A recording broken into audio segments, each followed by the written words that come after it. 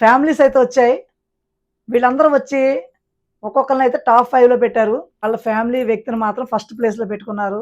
అలా సెకండ్‌లో ఎక్కువగా ఇమ్ము, తనూజ ఉన్నారు. అలాగే డెమాను, రీతు. ప్రతి ప్లేస్‌లో డెమాను, రీతు అయితే ఉన్నారు. ఎక్కువగా అందరూ అనుకునేదేంటంటే వీళ్ళే టాప్ 5లో ఉంటారు. తనూజ, కళ్యాణ్, ఇమ్ము, డెమాన్ ఆర్ రీతు. వీళ్ళకి మించిన వాళ్ళు టాప్ 5లోకి రావాలంటే అంతకంటే ఎక్కువ ఎఫర్ట్స్ పెడితేనే గాని టాప్ 5లోకి రాలేరు. అలాగే టికెట్ ఫినాలే ఉంది.